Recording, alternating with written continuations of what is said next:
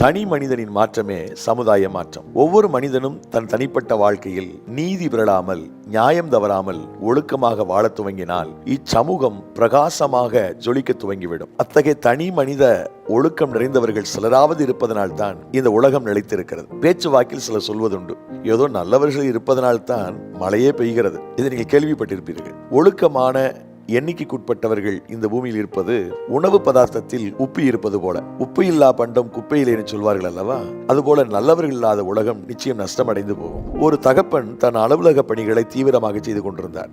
அவரது 1ஆம் வகுப்பு படிக்கும் மகன் அவ்வப்பொழுது இடையூறு செய்து கொண்டே இருந்தான். சின்ன சின்ன வேலைகளை அவனுக்கு கொடுத்தாலும் அதை துரிதமாக செய்வான், அல்லது அதில் கவனம் செலுத்தாமல் அப்பாவின் மடியில் ஏறி உட்காருவதில் தான் அவனது முழு கவனமும் இருக்கும். இதனால் அந்த தகப்பன் தன் அலுவலக பணியினை செய்ய முடியாமல் மிகவும் கஷ்டப்பட்டார். அவருக்கு தன் செல்ல மகனை கோபித்துக் கொள்ளவும் மனமில்லை.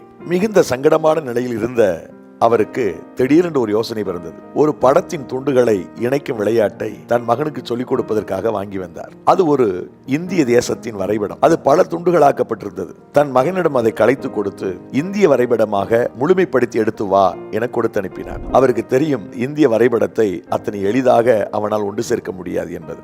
அந்த மகனும் அதை கீழே வைத்து பிரிந்து கிடக்கின்ற துண்டுகளை ஒன்று சேர்க்கும் பணியினை செய்ய ஆரம்பித்தார். தகப்பன் தன் பணியை செய்ய துவங்கினார். தன் மகன் தான் கொடுத்த வேலையை முடித்து கொண்டு வருவதற்குள்ளாக தன் வேலையை முடித்து விட வேண்டும் என்று அவர் பணியில் மூழ்கினார். சில நிமிடங்களிலே அவருடைய மகன் அந்த வரைபடத்தை ஒன்று சேர்த்து தன் தந்தையிடம் காட்டினார். தகப்பனுக்கு ஒரே ஆச்சரியம், இதை எப்படி இத்தனை சீக்கிரமாய் செய்து முடித்தாய் என்றார்.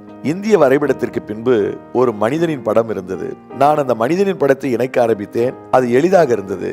இந்திய படம் தானாக ஒன்று சேர்ந்து விட்டது என்றான் அச்சிறுவன். நண்பர்களே, தனி மனிதனின் மாற்றமே சமூகத்தின் மாற்றம். எப்படி மனிதனை ஒன்று சேர்க்கிற போது இந்தியாவுடைய வரைபடம் ஒன்றாகிறதோ, அதுபோல தனி மனிதனுடைய மாற்றம் சமூகத்தை மாற்றும். இயேசு ஒவ்வொரு தனி மனிதனையும் நீதியுள்ளவர்களாக மாற்றத்தான் மனிதனாக அவதரித்தார். இயேசு கிறிஸ்து உலகத்தில் வந்து எந்த மனுஷனை பிரகாசிப்பிக்கிற ஒளியாக, மெய்யான ஒளியாக நாம் நடுவில் உலாவினார். இப்பொழுதும் அவர் விருப்பம் அதுதான். பிறழாத நல்வாழ்க்கை வாழ இயேசு நமக்கு உதவி செய்வாராக. God bless you.